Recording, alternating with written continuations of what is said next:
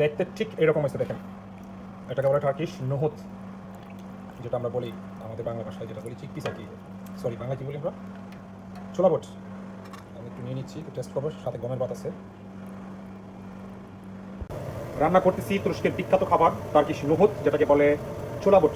তো ছোলা বুট রান্না করার জন্য আমি প্রথমে পেঁয়াজগুলোকে ভেজে নিয়েছি। তারপর যে বিভারগুলো দেখতে পাচ্ছেন, গ্রিন এবং রেড বিভার, আমি ওইখানে জাস্ট 30 সেকেন্ডের জন্য ফ্রাই করে তারপর এখানে আমি এটার সাথে একসাথে কিছুক্ষণ ভেজে নিচ্ছি।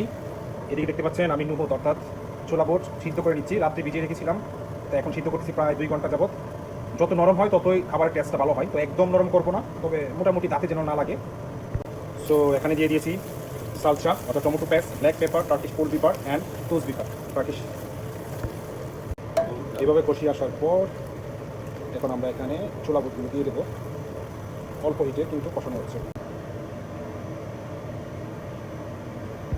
যেটা আমরা বলি আমাদের বাংলা ভাষায় যেটা বলি চিকপিস আর কি। সরি, বাংলা কি বলি আমরা? ছোলা বুট। আমি একটু নিয়ে নিচ্ছি, টেস্ট করবো। সাথে গমের ভাত আছে।